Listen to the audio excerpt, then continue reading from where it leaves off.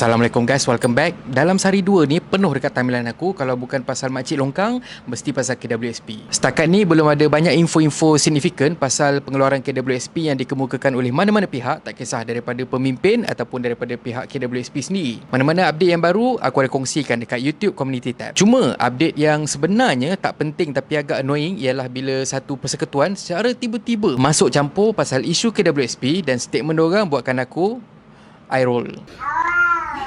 Persekutuan Majikan-Bajikan Malaysia ataupun MEF bagi kenyataan menggesa kerajaan supaya tak membenarkan pengeluaran khas KWSP secara menyeluruh, tapi sebaliknya berdasarkan keperluan pencarum ataupun untuk keadaan khusus. Ikutkan statement daripada pengerusi MEF, Datuk Dr. Syed Hussein Syed Usman, dia kata sehubungan itu MEF berharap pihak pengurusan KWSP akan memasukkan serta memperincikan keadaan khusus itu sebagai asas untuk membenarkan pengeluaran khas ini. Bagi memastikan jumlah simpanan KWSP memadai, ahli yang membuat pengeluaran KWSP itu perlu bekerja tambahan 4 tahun hingga 6 tahun untuk menampung semula wang yang dikeluarkan sebelum itu.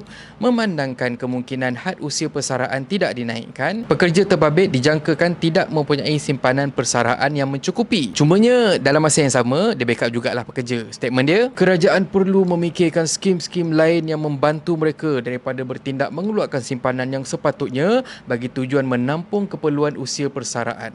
Tanggungjawab ini tidak boleh dilepaskan kepada pekerja secara individu.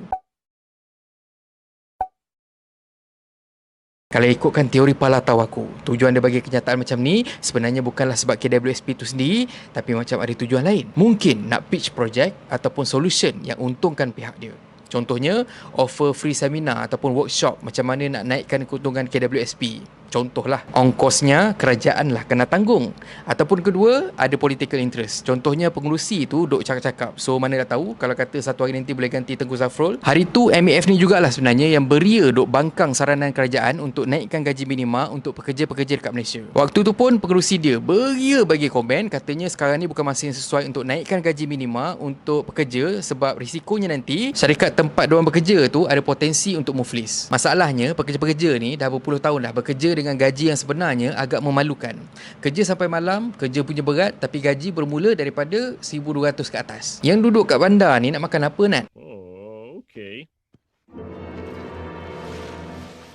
Diorang ambil kisah tak pasal pekerja yang terpaksa jadi gelandangan, tidur dekat mana-mana kaki lima sebab diorang tak mampu nak bayar duit sewa bilik, apatah lagi duit sewa rumah. Korang pergilah dekat KL tu, korang pergilah tengok gelandangan yang ada. Bukan semua gelandangan ni tak siuman ataupun dibuang keluarga, tapi diorang ni jadi gelandangan sebab gaji yang sikit dan hanya mampu survive untuk makan je. Yang majikan pula makin lama makin kaya, perut makin ke depan, kepala makin mendongak. Tapi tak kisahlah, apa pun tujuan dia, itu terpulanglah dekat dia. Yang penting sekarang ni, aku rasa tak payahlah majikan duk sibuk pasal duit KWSP kita orang. Yang kami keluarkan tu duit kami. Berapa kerat je majikan dekat Malaysia ni yang backup pekerja waktu diorang tengah susah, terutamanya waktu PKP dan juga waktu pandemik. Sekarang ni kami tak nak menyusahkan kerajaan dengan tuntut bantuan macam-macam. Tambah pula kami tak merayu majikan untuk bagi duit dekat kami. Kami cuma nak keluarkan duit sendiri. Tu je. Dah tak payah nak sibuk hal kita orang. Pergilah main golf dengan ahli politik ataupun sesama korang sendiri. Kalau kata nak buka mulut, pastikan untuk ringankan beban pekerja sendiri. Dan akhir kata pepantun, hujan berhenti, kulat tumbuh merata. Petik seraga, hadiah pada raja. Konon risau masa depan pekerja, masa sekarang kau buat buta. Dan kalau korang suka konten yang ada dalam channel ni, please consider to subscribe, okay? So thank you very much for watching and have a nice day. Assalamualaikum.